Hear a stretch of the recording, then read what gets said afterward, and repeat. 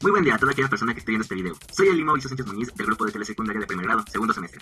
Pero bueno, ustedes ya me conocen. En el día de hoy vamos a hablar sobre el curso de la planeación y evaluación. En este video vamos a presentar desde los elementos de la planeación didáctica, los elementos de una secuencia didáctica, las metodologías activas, la evaluación y la planificación argumental. Y antes de comenzar, aunque técnicamente ya hemos comenzado con este video, es importante mencionar que la importancia de la planeación y la evaluación dentro del ámbito docente es sumamente grande, cosa que retomaremos al final. Comenzando por la planificación didáctica, esta podemos dividirla en 4 aspectos principales: actividades iniciales, elementos teóricos, tipos de planeación y el docente. Para las actividades iniciales se han de tomar en cuenta objetivos, métodos y procesos, conocimientos previos, diagnóstico de habilidades, aptitudes de los alumnos, contenidos a enseñar y la evaluación. Nota, la evaluación es algo en lo que nos adentraremos más adelante. Como segundo punto dentro de la planificación didáctica tenemos los elementos teóricos. Racionalización de fines y medios es el primer aspecto aquí. También tenemos prevención, que permite determinar recursos y estrategias, reflexión de contextos y potenciar y construir las habilidades. Como tercer aspecto, que es los tipos de planeación, tenemos que existe la planeación cerrada, que esta puede ser burocrática, cerrada como su nombre bien lo dice, secuencial e inalterable. También tenemos la planeación flexible, que es creciente, progresiva y da un análisis de grupo y está en una perspectiva humana. Como cuarto y final punto dentro de la planificación didáctica tenemos al docente. Este anticipa acontecimientos. Su pensamiento se transforma en acciones, además del de los alumnos. Hay un marco teórico referencial y explicativo basado en experiencias y emociones, además de creencias. Y hay un dominio del conocimiento pedagógico, disciplinario y psicológico. Ahora en este momento toca hablar sobre la secuencia didáctica, que como su nombre bien lo dice, son pasos que de manera ordenada nos van guiando a tomar acción según diversos momentos. Como primer fase tenemos el inicio. Aquí se puede preguntar sobre lo visto en sesiones anteriores o hacer algún resumen sobre las mismas. Además hay una introducción contextualizada de lo que se verá en clase y se activan aprendizajes previos para facilitar un vínculo con el tema actual. Como segundo punto tenemos el desarrollo. Aquí se realizan actividades para adquisición conceptual, desarrollo de habilidades de pensamiento y desarrollo de actitudes y valores. Finalmente tenemos el cierre. Aquí se relaciona lo visto en la clase. Se cuestiona lo revisado en la sesión, se destacan los aspectos clave, aplicaciones de lo visto en clase y se hace un resumen de la clase. Ahora bien, entrando a las metodologías activas, yo quiero destacar 4 principales, las cuales son: aprendizaje basado en proyectos, aprendizaje basado en problemas, aprendizaje colaborativo y estudio de caso. En el aprendizaje basado en proyectos se hace una colaboración con el grupo de la escuela. Junto al apoyo docente, los alumnos se involucran en proyectos los cuales les permiten aplicar sus conocimientos que han adquirido y les es mayormente significativo. Dentro del aprendizaje basado en problemas, el docente es un orientador en un proceso de solución, la cual no es una sola. Se tutoriza a grupos por separado y los alumnos tienden a ampliar la información. Dentro del aprendizaje colaborativo, el desarrollo de habilidades interpersonales, intelectuales y del trabajo en equipo se usa para generar redes de apoyo y que se promueva un aprendizaje profundo.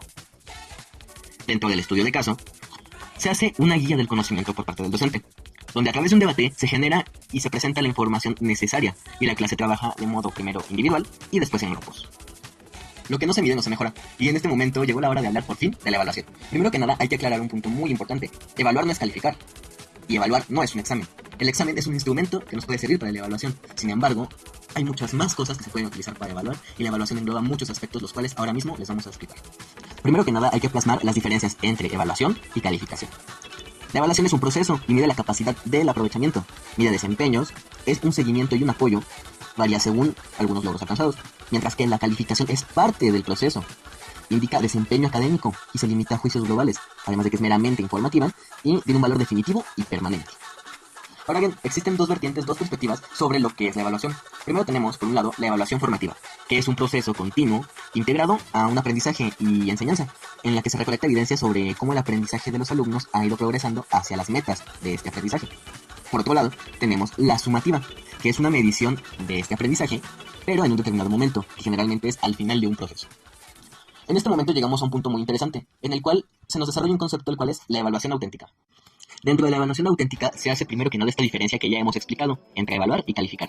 Además, se centra en las fortalezas de los estudiantes y se valora el error. Es coherente con las teorías educativas actuales. Se fortalece la autonomía del estudiante, además de la equidad educativa, y es un proceso colaborativo. Existen varios tipos de instrumentos de evaluación, como lo pueden ser la lista de cotejo, la rúbrica o la escala estimativa. Finalmente, toca hablar sobre la planificación argumentada. Esto se trata de un ejercicio donde el docente analiza, justifica y sustenta sus estrategias elegidas para la intervención en el aula. Para argumentar una planificación didáctica, se describe el contexto interno y externo de la escuela. Además, se hace un diagnóstico del grupo y una elaboración del plan de clase. También se fundamentan las estrategias de intervención didáctica que se han de elegir y estrategias de evaluación, todos temas que ya hemos visto con anterioridad. Para describir un contexto interno y externo de una escuela, se deben enunciar las características del entorno social, el cultural, el familiar y el escolar de los alumnos. Dentro del diagnóstico del grupo se diagnostican las características y procesos de aprendizaje de los alumnos que integran el grupo. Cuando se elabora un plan de clase, se toman en cuenta los contenidos y las adecuaciones que se han de hacer según las necesidades del grupo para poder aplicarlos. Para la fundamentación de estrategias y actividades de intervención, estas se describen siendo seleccionadas mencionando los referentes del contexto interno y externo previamente diagnosticado, además del grupo.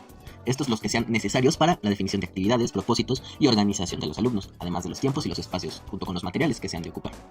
Para las estrategias de evaluación, las actividades serán parte de la secuencia didáctica que ya hemos explicado antes, y corresponderán a los procesos y a los resultados esperados, evidenciando aciertos y áreas de oportunidad sobre el nivel de aprendizaje logrado. Para concluir, podemos ver que la planificación y la evaluación son cosas sumamente relevantes dentro de la labor del maestro. Son cosas que se tienen que hacer prácticamente en cada momento. La planeación nos ayuda para saber lo que vamos a realizar en nuestras clases, cómo lo vamos a adecuar al contexto de nuestros alumnos, precisamente por esto es que se nos argumenta. La evaluación nos ayuda a medir su progreso y además nuestro desempeño como docentes, ya que no es simplemente cosa de los alumnos. Los maestros también tenemos mucho que ver de una manera sumamente significativa en el proceso y el desarrollo del aprendizaje de nuestros alumnos. Es muy importante que sepamos diferenciar todos los tipos de instrumentos que tenemos para evaluar y las diferentes estrategias que podemos utilizar para realizar una planeación eficiente y contextualizada según a lo que nos vamos a dedicar. Y es muy importante reconocer a la planeación como esta base para nuestras clases, pudiéndola adecuar con nuestra propia esencia, que les sea significativa realmente a los estudiantes y que no sea simplemente unos pasos a seguir de manera totalmente mecanizada. Por mi parte es todo y les agradezco mucho por haber visto este video. Nos vemos para la siguiente.